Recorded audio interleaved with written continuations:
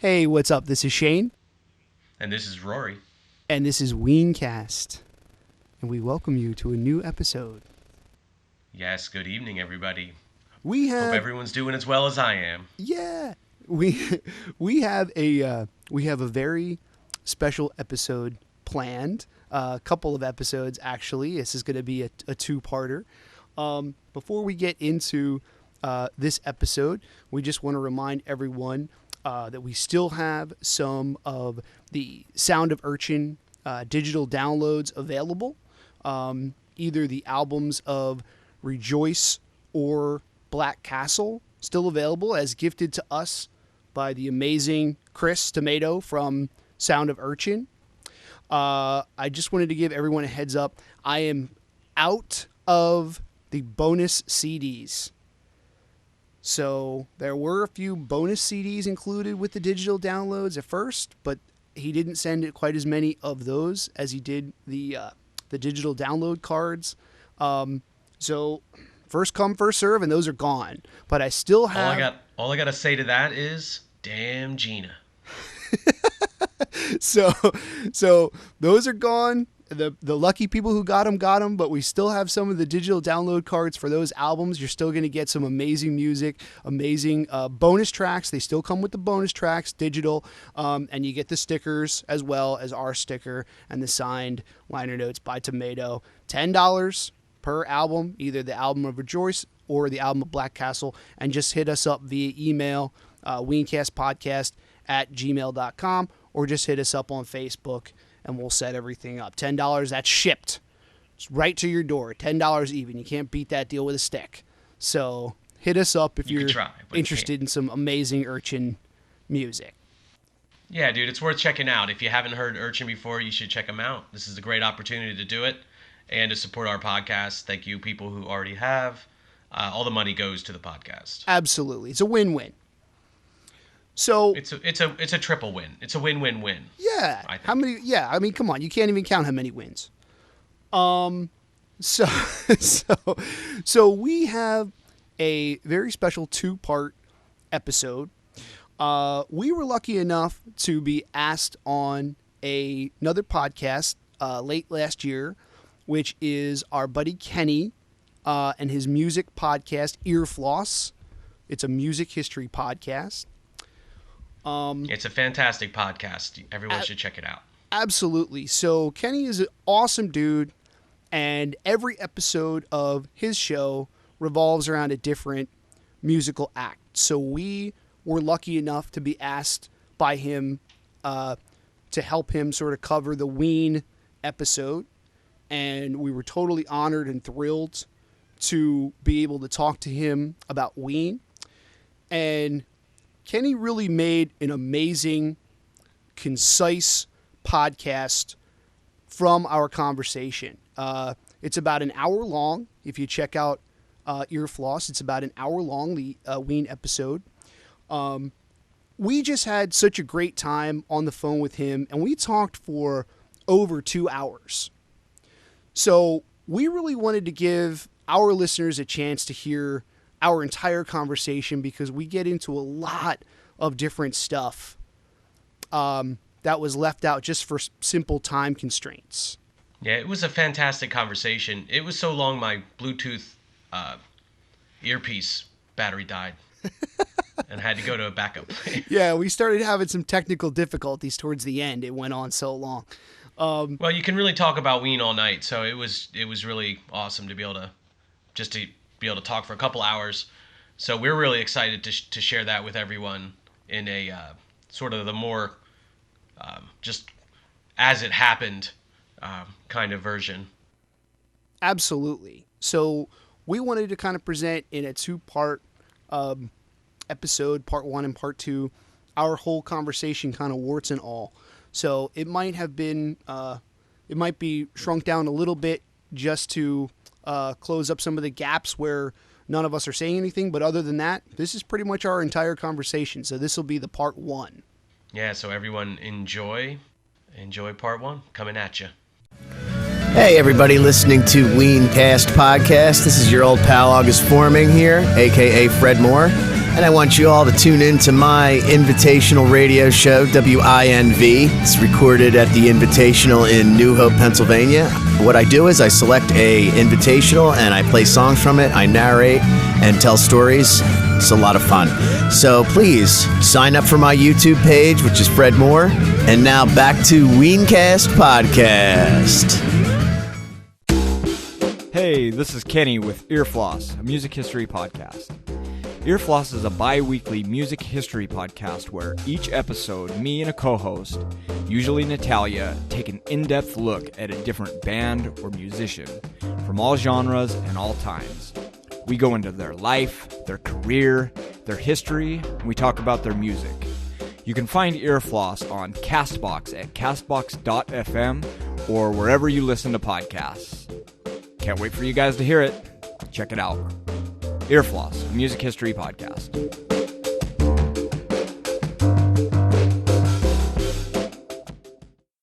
So, this is Kenny from Earfloss, a music history podcast, and this episode we are speaking about the band Ween, and I have with me a couple of my favorite podcasters, Rory and Shane. What's up, guys? What's up, Kenny? Hey, what's up, Kenny? Thank you, Kenny. That's very kind of you. This is Rory from Weencast. And this is Shane from Weencast. Glad to be here. Yeah, why don't you guys, before we get into it, why don't you guys tell everybody about Weencast and what you guys are doing? Well, for the most part, the podcast revolves around past shows that we've been to, Ween shows. So we started off basically just doing each episode is our discussion and review of a specific Ween show that we attended. Everything from how we found out about the show to getting there, who went with us, what the trip was like getting to the show, where it was, what the venue is like, and then kind of getting into the actual show itself, the set list, what they played, what they didn't play, so like a little bit of everything. And then we've also done a couple of different episodes where we talked about like our favorite Ween albums, had a couple of surprise guest interviews from our friends and also, people in the Ween community. And it's been great. It's been a lot of fun, really. Yeah, it's been great to share our experiences and, just go down memory lane. That's what I keep going back to is that it's just thinking back to all the different shows. And we try to go chronologically for the most part from the first shows that we've been to. And so it's just a lot of fun to re-listen to old live shows and kind of just jog the memory and go down memory lane. So it's a lot of fun. Yeah, I really dig your guys's podcast. I listen to it quite a bit. I really dig Ween, and that's what put you guys on my radar. And obviously that's who we're speaking about tonight, and I feel really lucky to have you guys because you guys know a lot about Ween, so it puts us in a good position because I feel like you guys are going to have a perspective on Ween that I don't have and that a lot of people listening aren't going to have, and so it's going to be good to get into it. Why don't you guys because before doing this episode, I was trying to figure out, I usually like to do a description of the band, kind of a little summary. I couldn't figure out how to do it for Ween because they're so much different than any other band. Why don't you guys explain Ween? Sure. You know what I mean? So you're right. It's hard to, people always ask, what's Ween like? And it ends up being a long discussion. It's hard to just say, in one sentence what Ween's about. It's really difficult to pigeonhole them. Ween plays just about every style of music out there. They have a country album. There's songs that are basically gospel. You have lounge singing songs. You got funk. You got punk. You got jam, rock and roll, metal. So they are all over the map. Music critics tend to think of them as alternative rock. Some people say experimental rock. those are fair labels, but I think that doesn't do it justice. I prefer to think of them more like they're just like a mishmash of a postmodern pastiche of colors and flavors of music, and it's like a Jackson Pollock painting, but it's music, and they're just all over the place.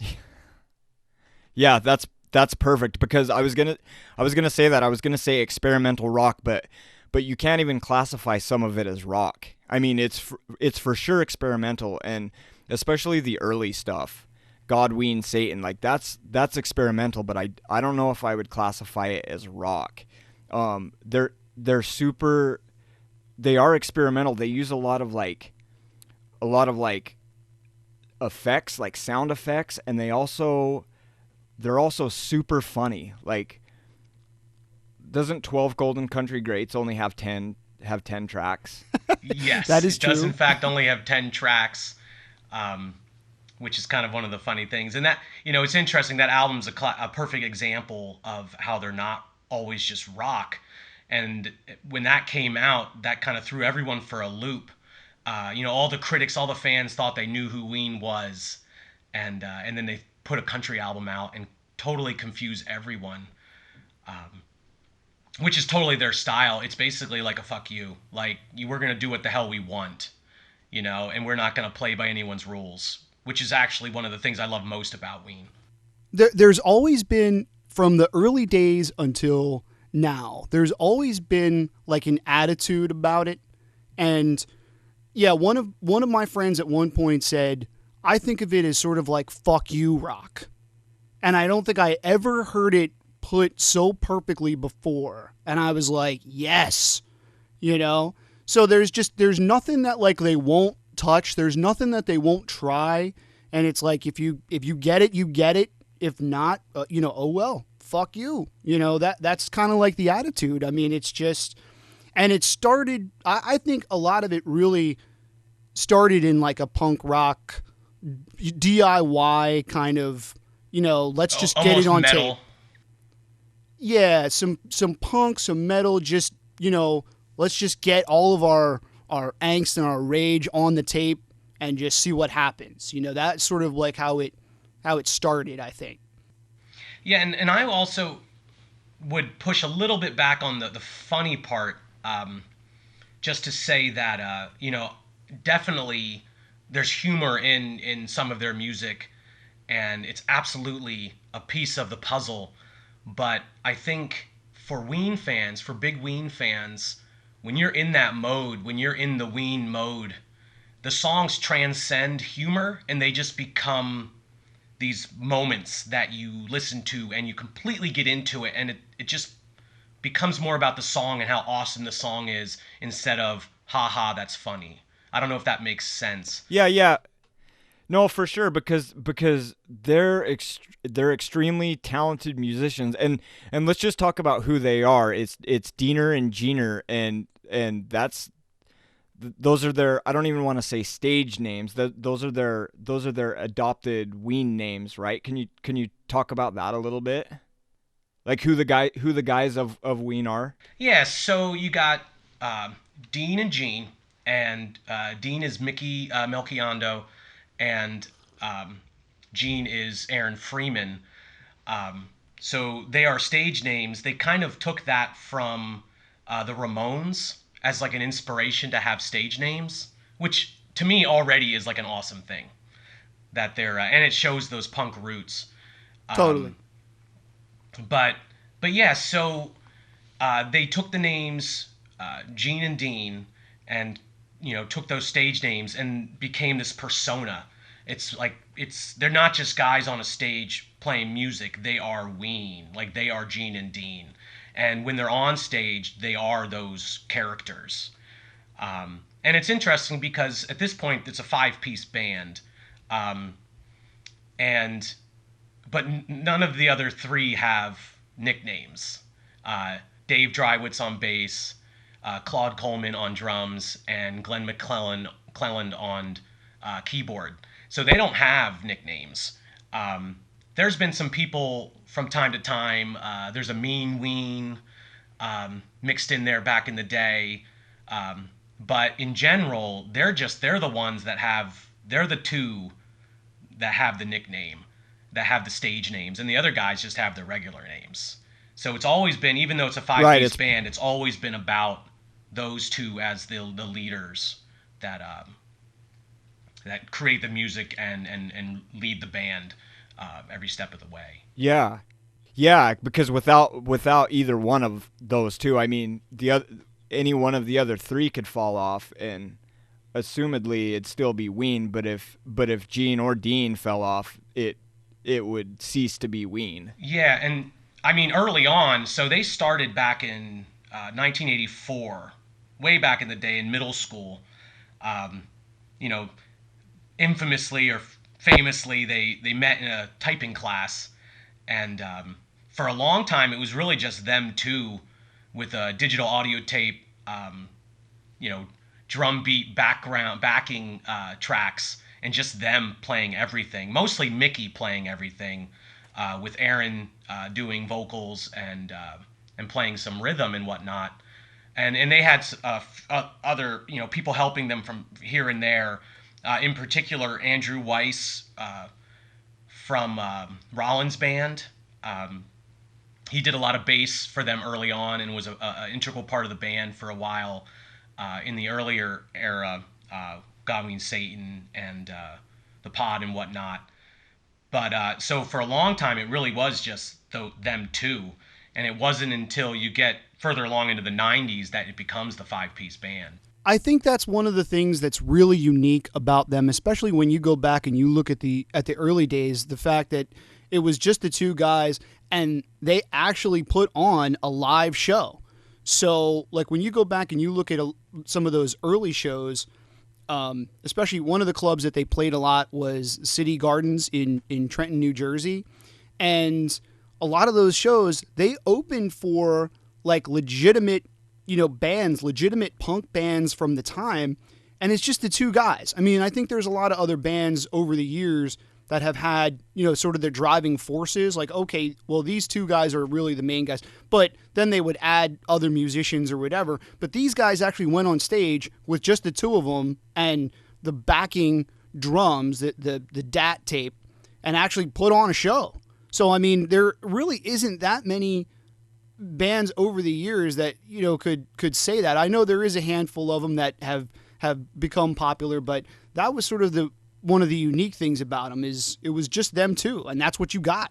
I also think that contributes to the rawness of that early material. You look at God, Ween, Satan, and how sort of obnoxious and metal and punk it is. A lot of it is anyway. And I think it really does, it comes out in because you just have two guys and you got to throw a couple tracks on the DAT in the background, but then you have, you know, a lead guitar and a singer. So it's going to be raw and it's going to be kind of a focused sound. You know, you don't have all these different pieces of a live band that are playing different solos and different pieces of songs. It's just those two dudes. Totally. Yeah. So talk about Boognish, the Boognish. So the Boognish is the sort of best example of it. But one of the things about Ween is that it's almost like a mythology that their songs are about. And those Boognish rising above the mist, wielding a scepter of power, you know, and it's just sort of, it almost becomes like a religion that they're preaching. You know, and there's a lot of examples throughout their songs of, it's almost like a mythology. You know, you've got like on the Quebec, the Argus, and the Argus is this mythical creature with all these eyes, and he's watching everyone. He's watching over you. There's, you know, Captain Fantasy. You know, and the Boognish is the origin of that, and this idea of the Boognish that you worship. I can't speak. I can't say for certain if exactly when the Boognish came into play. The early years is kind of a bit mystical. Between 84 and 1990. 1990 is when Gone Ween Satan came out. So everything before that is a little bit mystical, even for big fans, because that was really, I mean, they're still, I mean, shoot, in '84 they're in middle school, right? So I mean, come on now. So that goes way back. The other thing is, I just want to say about the Boognish in like a practical sense. I hate to destroy the mystique or anything like that. But, they say one of the things about a band that really helps them throughout their career, financially, just being recognized throughout, the world, is their logo. And, if you go back, even their first album, he's right on the front. So it's like from then until now, that logo just represents the band. And when you see the Boognish, that that's Ween. Or, if you have the shirt or whatever and one of your buddies asks you, oh, what is that? Oh, it's Ween. So it just is a very recognizable kind of image. And, more or less is a kind of a demonic smiley face with some very spiky hair. Sort of instead and of its having, mouth, the mouth is like a grill. Super recognizable. yeah, like instead of having Super like just a recognizable. regular smile, it has sort of like a grid of teeth, and then some spikes on top of its head. Yeah, Right. yeah, absolutely. Yeah, probably more people are familiar with just, if you see the Boognish, that means Ween. You know what it is. Versus people Yeah. who are actually familiar with the music. It's like one of those things where, you see the people with the Ramones t-shirt, just that iconic, Ramones logo.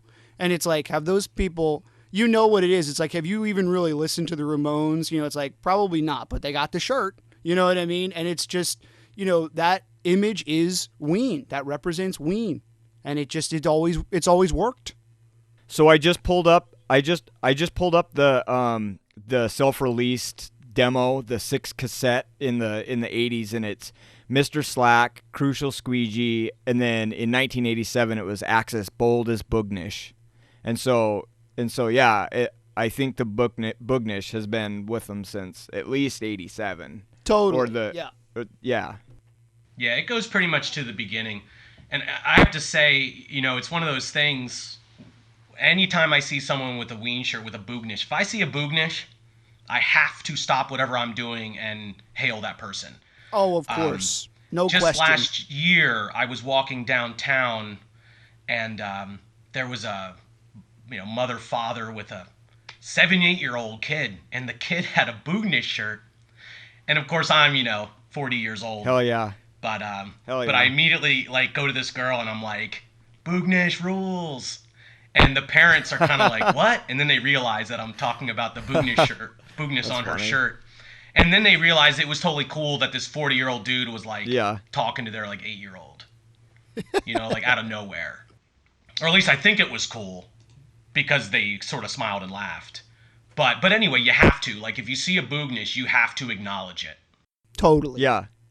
Yeah, and that's the mentality it is with, not every band for sure, but there are the select few, and I feel like we should talk about it maybe a little bit more when we get down the line here, but Ween is one of those bands that the fans and that the fan community is just as much a part as of the big picture of Ween as honestly, Dean or Gene or the band themselves, because the fans, to say it's a cult following is to understate it. I mean, and you guys could probably speak to this better, but it's a community. It's a worldwide community. I was reading some of the stats from Australia and the UK, and it's not just here in the States that Ween has this huge cult community following, but it's everywhere. It's across the globe.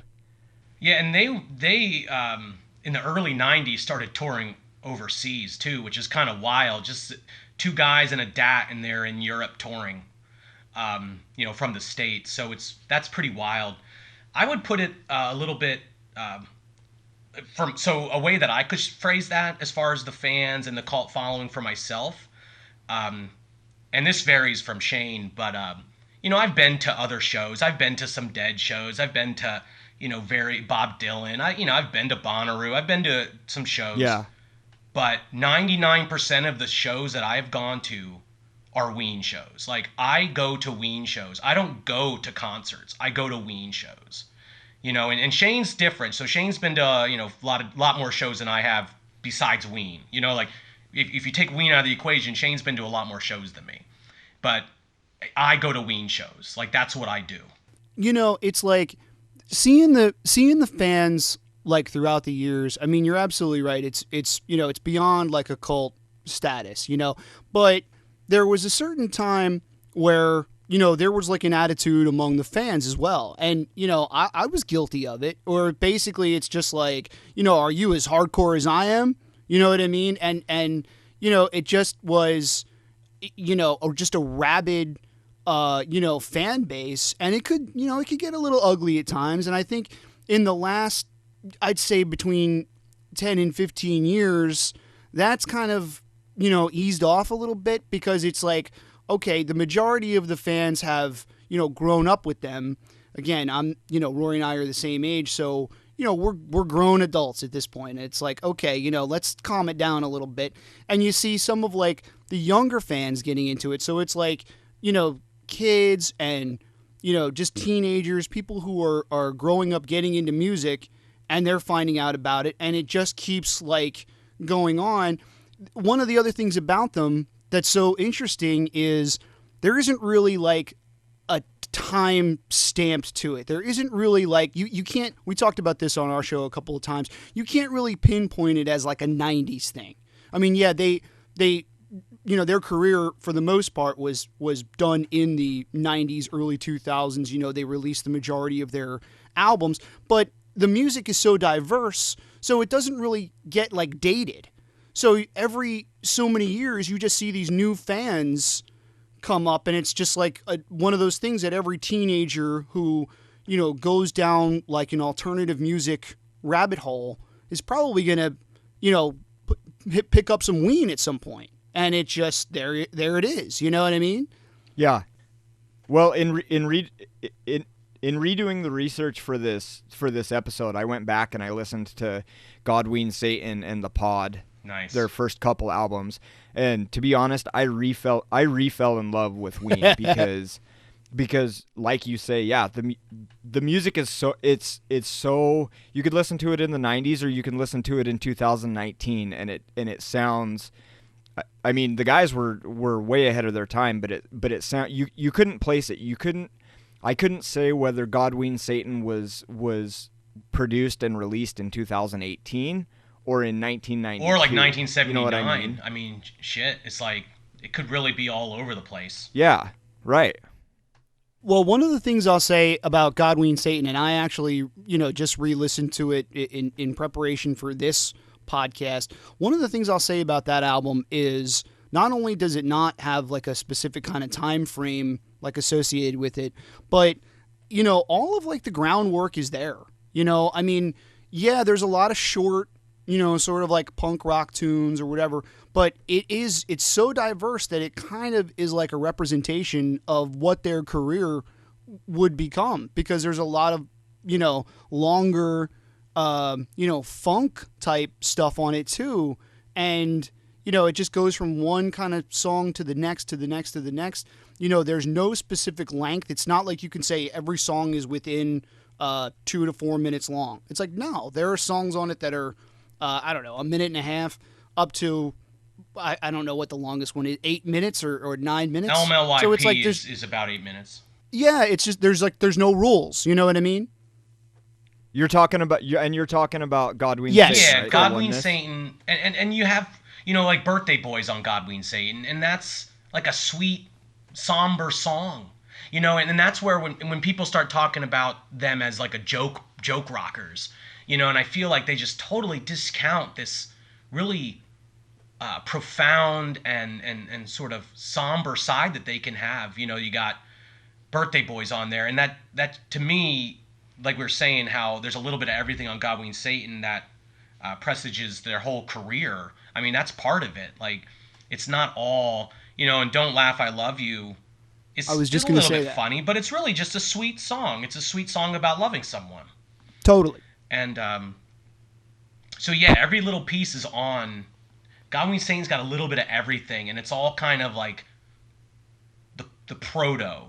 It's all sort of, you get the glimmers of everything, but it's really raw, and they're still working out their genius, and just dealing with it as a two-piece band with some people like Andrew Weiss helping out and whatnot.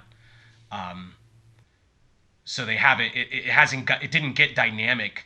And you talked about the fans, right, and how the fans come in, and as they grew as a band, the music became more dynamic, and so the live performances, for example, of songs from Godwin Satan are not that much like the actual album. Yeah, I'm just looking over it, and it looks like it was released under Twin Tone in 1989, their first album. January 1st, 1990, I thought was the date, but it could be late 89. Stand corrected. Yeah, it's 1990. Yep. It's 89. It's 89 that they signed. Yeah, with and they're Twin recording Tone. it obviously, and then. Yeah. So they must have did a demo and then signed with Twin Tone and then released Godwin Satan in 90. And it's got a bunch of tracks on it too. It's got what, like 26? Oh yeah, I mean, shoot, it's a lot. I'd have to count them up to be sure. Well, one of the things that's cool Yeah. about Godwin Satan also is, Kenny, you had mentioned some of those really early like cassette tape. That's basically just like the self-released, like I said, DIY kind of like cassettes that they made just themselves. So Godwin Satan is kind of like a best of like all of those, quote unquote albums. You know what I mean? Oh, so really? You can go back to some, not everything, you could find on those early cassettes, but you can go back on those cassettes and you can find tracks that would later be put on to Godwin Satan. So it's kind of like their, this is all of the best stuff off of, their cassette tape, do-it-yourself albums that they made, and it sounds great. That's the other thing about it is, like you said, it's not dated also in the fact of the production is second to none. It's, it still sounds amazing, especially the redone version from, I think it's like 2001. It came out. They made like a remastered version of it. Just sounds absolutely great still to this day. It's awesome because it's the 25th anniversary edition, but it's only 10 or 11 years old.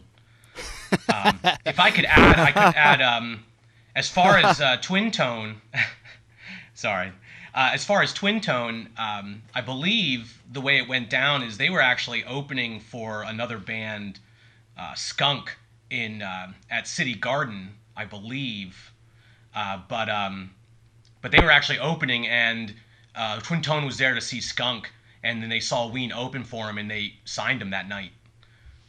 Oh, wow. And so that's how that worked out. And Skunk actually is where Claude Coleman, who ends up becoming the Ween drummer, that was the band he was in at the time.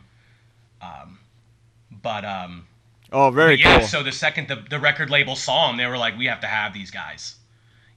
And I don't know about Skunk, but what a bummer to have Yeah. to have the record label come and watch you play and then sign the opening act. And then sign the opener, yeah.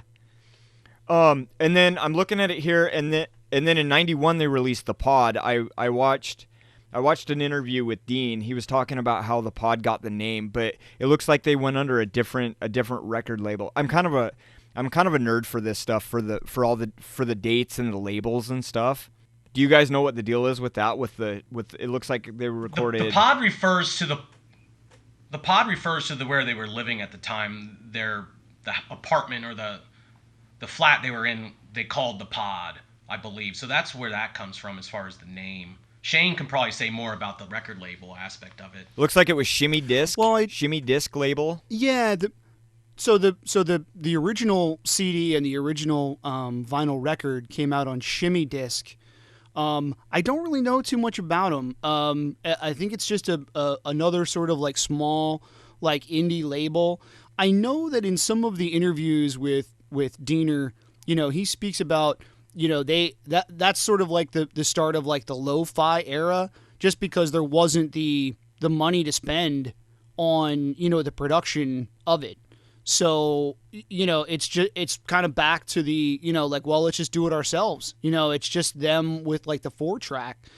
But by the time the Pod and then their next album Pure Guava were made, they're really getting it down in terms of doing like the dubs and the overdubs and just doing it themselves and just laying down track after track after track. So it's like they can do it and they can make it still sound, pretty good. It doesn't sound as good as God, Ween, Satan, but again, it's still very listenable. It has a much different sort of attitude and a much different feel about it. It's a lot more slow. It's a lot more sort of like somber.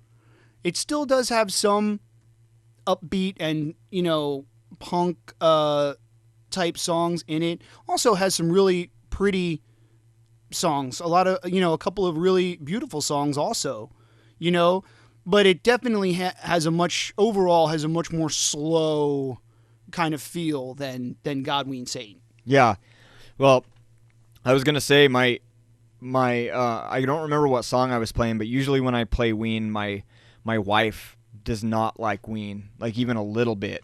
She doesn't like Ween even a little bit, but the other day I was playing a couple of their really pretty songs because they do, and especially on the later albums when you get into even White Pepper and I guess Chocolate and Cheese doesn't really have any of like I can't remember exactly what song was playing, but she was like, "Who is this?" And I told her I was like, "Ween," and she didn't believe me. She's like, "No, it's not."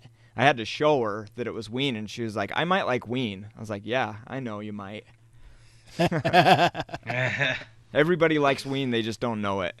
Totally. The Pod, when they recorded the Pod, when they were working on the Pod and recording it, they both had mono, and so that's kind of an infamous thing because we talked about, it's kind of slow and a little weird and off compared to God, Ween, Satan being really loud and upbeat. And it really kind of, it's like the musical embodiment of having mono. Yeah. Totally.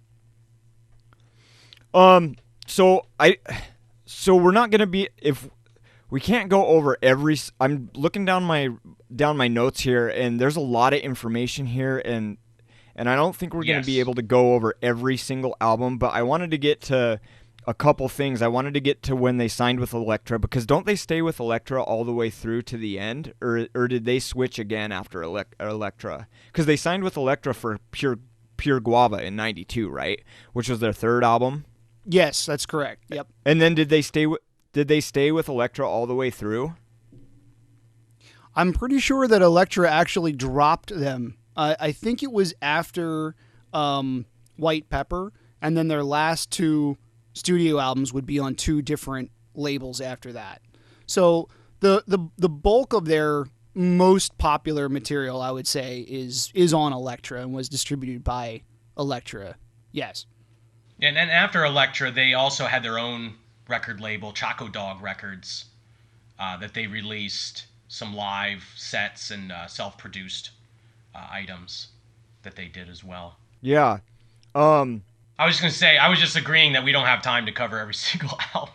Yeah, I'm looking through it, and there's a lot of really good information, and honestly, you could do that. You could go through every album, because I feel like with Ween, you see them switching up their style, and every album, it's not like some artists that kind of release the same flow and it's the same sound. I mean, it's all Ween and it's all them doing their thing, but each album, like you were talking about 12 Golden Country Greats, like that's completely off the map. And then I think Chocolate and Cheese is another one that I feel like was a little bit more mainstream, but it's definitely has a different sound. And Chocolate and Cheese came out after Pure Guava in '94, and I think that's when they really started picking up and when they really started getting popular. Before that, though, weren't they on? Because this is something that I learned in doing this episode. Didn't Beavis and Butthead do an episode with one of their tunes? Push the Little Daisies. Yeah. I think there was a couple of videos that were on Beavis and Butthead over the years. Yeah. The first one, the first video, well, the first video that actually like sort of gained some traction was from Pure Guava, which was Push Little Daisies, which, you know, in my opinion, I don't know if this is actually true or not. That would be like the biggest quote unquote single that they would ever, you know, have. That's still, even to this day, is something that, you know, people who aren't Ween fans might like recognize, you know, Push a Little Daisies. And the fact that, you know, it was on Beavis and Butthead, I mean, it was pretty big at the time, you know, pretty big deal at the time. Yeah, that was definitely the height of their sort of popular appeal, was going from Push Little Daisies and Beavis and Butthead through Chocolate and Cheese. That's really, when you're talking about the notoriety and the record label pushing them out, and all of those pieces together, that really is when they were big. They were part of It's Pat, I'm sorry, the Saturday Night Live movie. Kenny, I don't know, have you seen that? Yeah. Or heard of that? Yeah. So they had a couple tunes on that, and they're actually in that movie as well, and that's from around that time period as well. As an example of another way that they were kind of part of popular culture, albeit it's a kind of a B movie from SNL that not a lot of people know about anymore. But yeah, I remember that movie for sure. I think it's a great flick. And for some of the younger people that may be listening to this episode, Beavis and Butthead was an old, I can't believe I have to explain this, but I think I do. Beavis and Butthead was an old cartoon that used to be on MTV, and they used to sit in their cartoon living room and watch music videos on the TV, and it's actually how a lot of artists kind of pushed their way into the mainstream. And it was Beavis and Butthead was a big deal, and like I say, it was on MTV, and so they incorporated the music end of it too. And yeah, that was from 93 to 97, so that was really the height of the alt rock time period, and so that fits perfectly in with Ween at that time, and so that makes a lot of sense that that's kind of how, one of the ways that they were able to get that popular exposure. And if anybody is listening that doesn't know Beavis and Butthead, basically what it was about 5 minutes of animation and then about 20 minutes of videos. You know, that each episode was more of just, you know, music videos and the same like recycled like animation of the two of them sitting there watching the TV, coupled with probably about, maybe not even 5 minutes, about 4 minutes total of, you know, new animation for each episode. And for a while there, when it first like hit and became really popular, it was on every night. It was, and I think maybe even like twice a night, if I'm not mistaken, which is pretty unheard of. I mean, you're talking about for that time period, a decent amount of televisions in the country were watching that show every night. 100%. So yeah. It's also, Shane mentions it's like 5 minutes of actual animation, and 4 of those minutes is probably just laughing on repeat, like them going like huh huh huh. Yeah, right. So right. Yeah. So it's pretty lean on the actual like work. And it's a Mike Judge. Who does Office Space and King of the Hill. I'm blanking on the King of the Hill. Yeah, it was the one show. My dad was pretty loose on what I could watch on TV. It was the one show that I couldn't watch. It drove him crazy, and it came on right as he was getting off work. And so every day that he got off work, I had to sit by my TV because we didn't have a remote control. I had to sit by the TV with my finger on the power button and wait for him to open the door because I couldn't let him catch me watching Beavis and Butthead.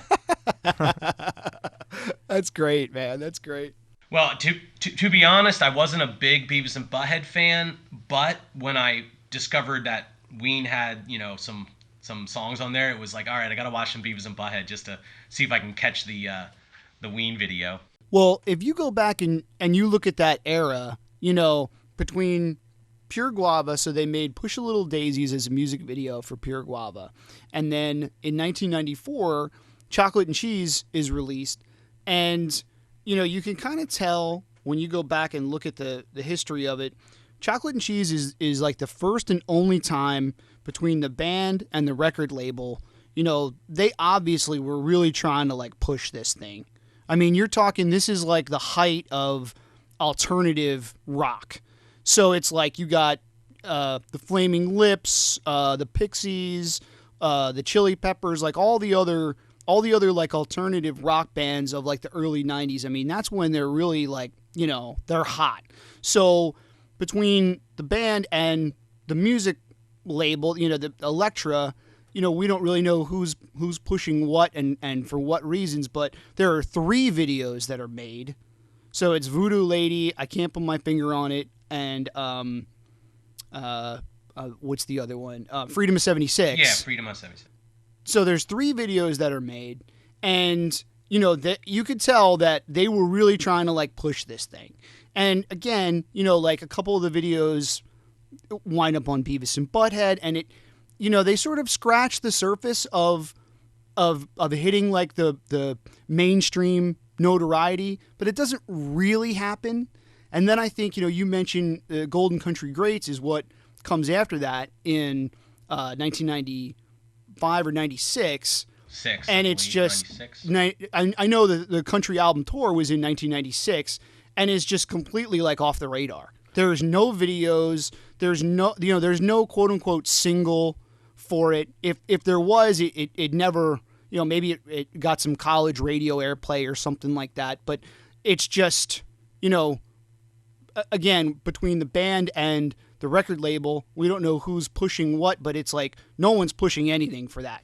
Well, talk about how that was recorded, because they kind of did that album 12 Golden Country Greats in 1996 under Elektra. They did that a lot different than they did anything else that they had done up to that point, right? Can you talk about that a little bit and them going to Nashville?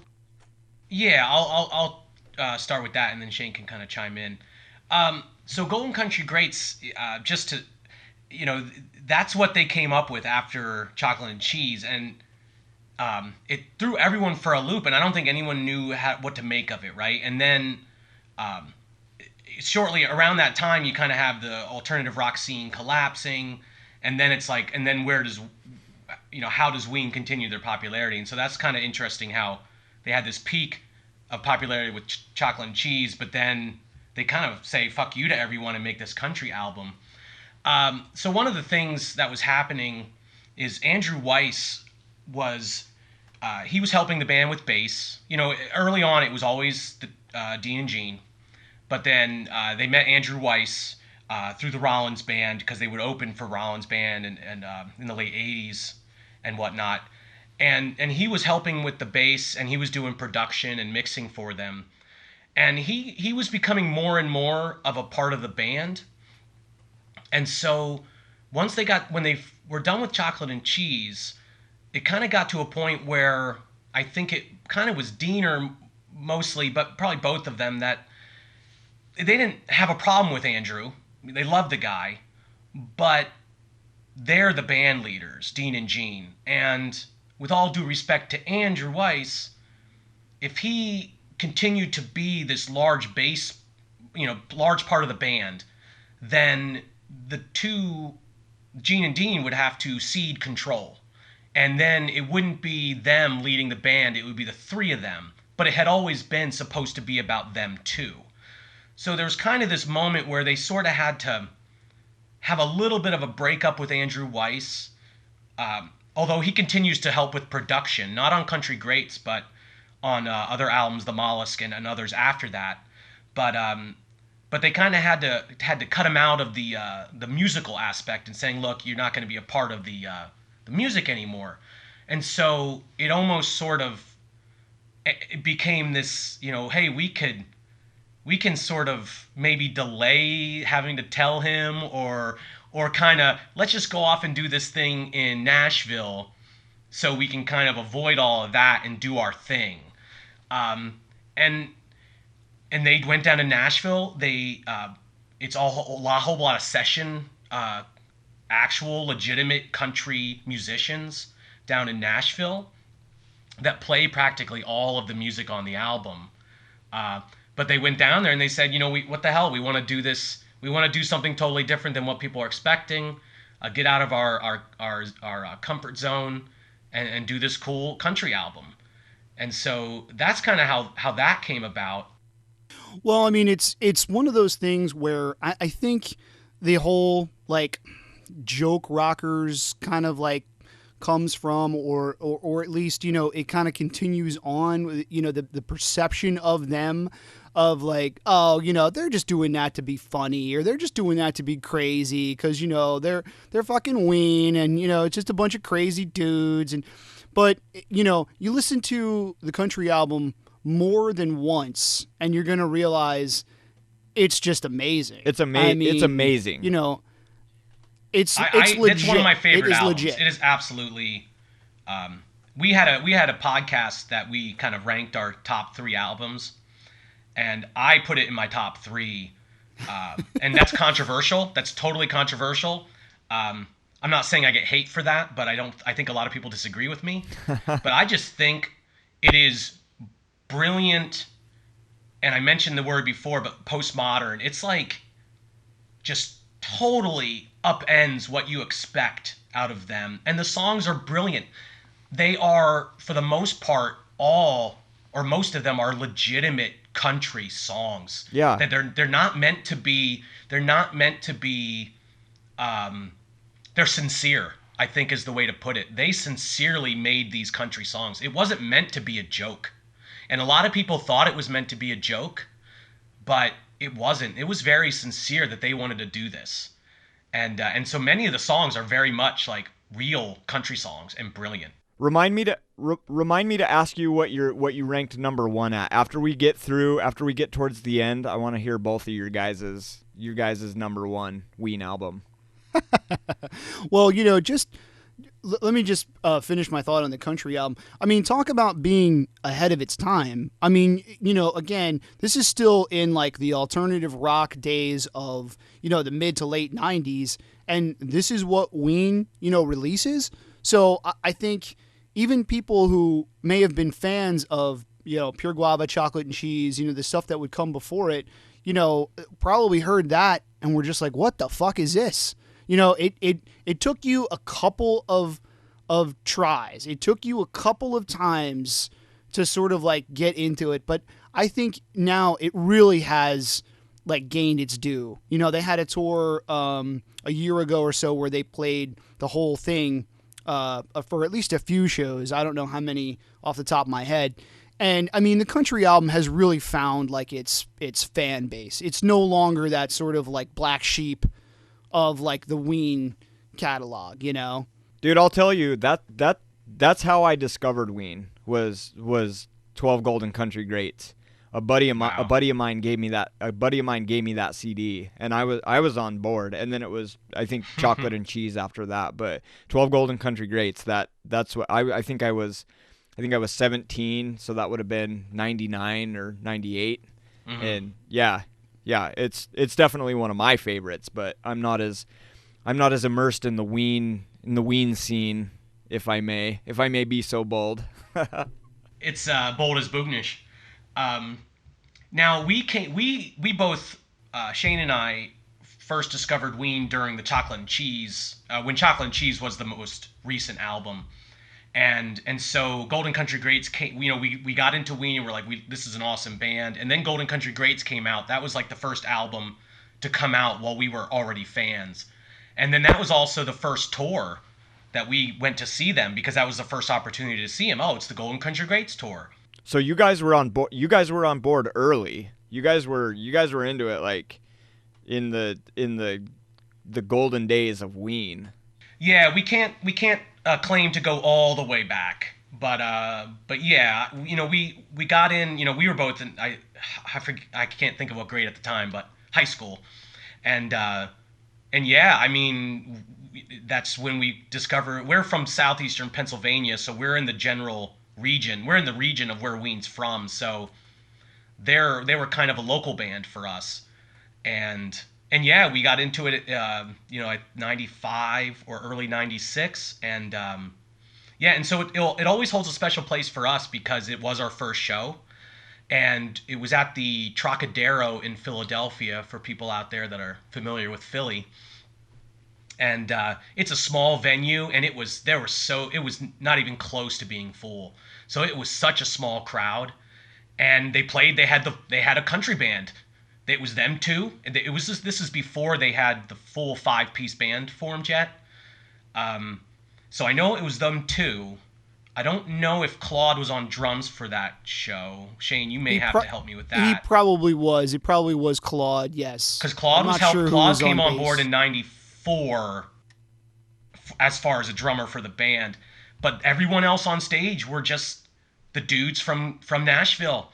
The one guy I always remember, Stu Basori, played the slide guitar, and he had a bottle of Jack on the stage, and he was just drinking the bottle of Jack. And it was just these country musicians, and they're just playing. And so it was awesome because not only was the show obviously like every single one of the songs off the country album, but you also had songs from Chocolate and Cheese and other songs that the country musicians had to figure out how to play. So it really was a unique concert to go see. And so I'm kind of, it's awesome to think back and be like, wow, that was the first show, the country tour. That's cool. If you want to hear a really shitty audio quality podcast, you'll check out our very first episode where we tell the story of going to see that show, and also just a little bit about how we got into Ween. It's actually, I love it. I absolutely love it. Of course, I've listened to it, I don't even know how many, a dozen times or whatever. This is going back a few years now. So, I mean, we still don't really know what we're doing in terms of the podcast. We really didn't know at that time. But we tell the whole story of going to see the country tour show on that first episode. Yeah, cool. We'll have to check it out. Yeah, it is lo-fi. So, in honor of Ween and their lo-fi era, our early podcasts are pretty lo-fi themselves. Rough around the edges in a good way. Yeah. So after 12 Golden Country Greats, they do the Mollusk, and they're still under Elektra, and they do White Pepper in 2000. I think Mickey got married. Was it Mickey that got married? Or do you guys know anything about that? I don't know that it really matters. Oh man. Shoot, I'm a little bit weak on the personal family history stuff. I know that they were both married at least once. As far as I know, I'm pretty sure that that Mickey is still married to the same lady. I think Aaron has been either married twice, or I know that he was divorced at one point. I'm not sure if that was his first and only wife. And as far as I know, I think both of them only have one child. I don't know that for sure. I know Aaron has a daughter and Diener has a son. That's as far as my knowledge goes. I believe Aaron's remarried now. I think so. He's in too. a second marriage, I believe, at this point. And from the Mollusk that was released in '97, I know that movie Orgasmo from Trey Parker and Matt Stone. I know that they did I think it was a song from the Mollusk that was in that movie. I do know that right around this time that they are getting some songs, and like they're getting some, I don't want to say media attention, because they've always kind of flown under the radar, but I know a lot of movies are starting to use. I know a couple of the like the fratty bro movies used a couple of their songs, and Orgasmo, which is a cool movie. On South Park, Homo Rainbow is a song they have that I believe was on South Park. Yeah, it's like the South Park album. Yeah. So that, yeah, totally, the South Park album. So yeah, I mean, they're still getting some of that, sort of media exposure, that continues. There's that, and that's true on Quebec as well. It never gets to the point that it was under Pure Guava or Chocolate and Cheese, but probably the critics out there and the world out there was probably more content to see the Mollusk come out after Golden Country Greats.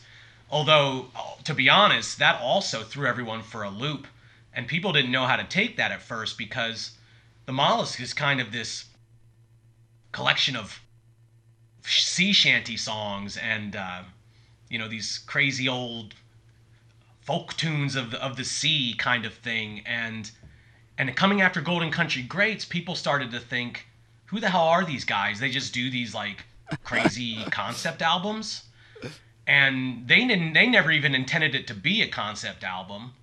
That's just sort of the way it became. There's a whole legendary story about they rented a house down the shore in Jersey, basically for part of the winter time, and they're just on the cold, windy, stormy coast of New Jersey during the off season, and it just sort of came together.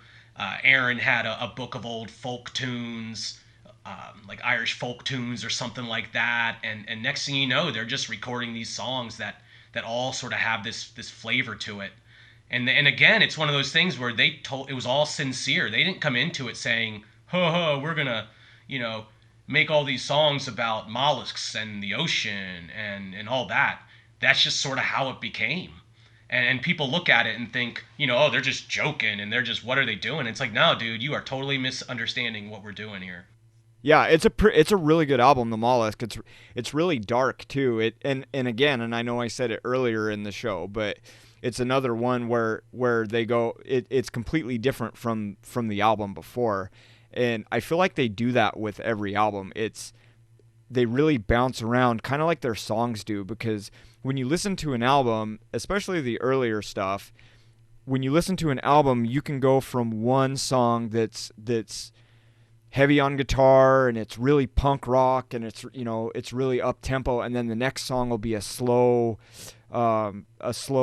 ballad with a lot of minor keys and a lot of slow tempo, and then the next song will be like a reggae song or a funk song or whatever. And I feel like they really do that with the albums because the Mollusk was, and that's another album that I really got into, but it definitely has a really dark kind of melancholy feel to it, where I don't know, am I off base in saying that?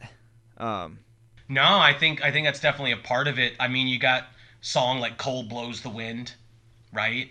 I mean, that's a beautiful song, but that is definitely melancholy. It's definitely somber.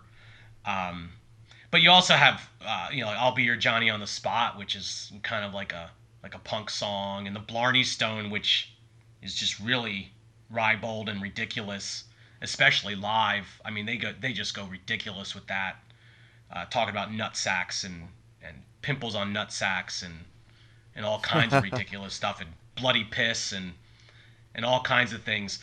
But yeah, I'd go with that, kind of melancholy as a piece of it. And just to add to what you're saying about all the albums, absolutely, I agree that they're all distinct. Every album they put out is distinct and its own entity. And that's something we talk about all the time, is when you're comparing them and saying, oh, which one's the best, or how do you rank them? It's hard because they are all so different. And so different Ween fans that have different tastes will like different albums more or less because of their specific tastes in Ween music.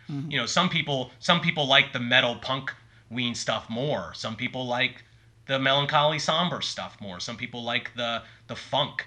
There's a very heavy sort of funkadelic and Prince influence on some of their music. And that starts to lean a little more towards the jam side, which is probably something we'll talk about at some point this evening. And so the jam side of it, some people get into that part of the Ween. So every album is absolutely different. And the Mollusk is one that we consider, that's also one of the best in both of our opinions. It's one of the best albums they put out.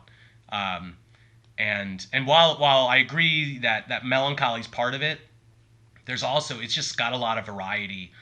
and I always feel like it really does hearken to, it's an album that puts you in a place.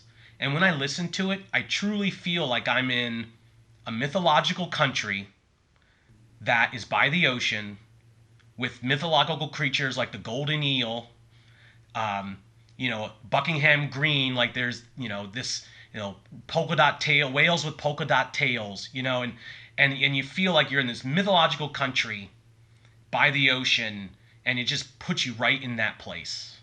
What's up, people? My name is Sean, and I'm the host of You're Not Listening, a podcast where we teach you how to actively listen to music one song at a time. Every episode, I sit down with my father, who was a mobile DJ for over 35 years, and we each bring a song to the table and talk about what makes it great, why you should listen to it, and why you should appreciate it through detailed analysis of the words and music, some personal stories that we might have with that, and hopefully will help you change your mind and get you listening to music in a little bit different way so you get a little bit more out of it. Subscribe to us on Apple Podcasts, Google Podcasts, wherever you listen. If you love music and you want to figure out how you can love it even more, maybe even learn how to appreciate a song that you think you hate, it's You're Not Listening, a music podcast. Check it out. Thanks, everyone. Well, that was part one. I hope you enjoyed listening. Yeah, look forward to part 2 coming soon. In the meantime, hit us up on all the socials, and thanks for listening. Later.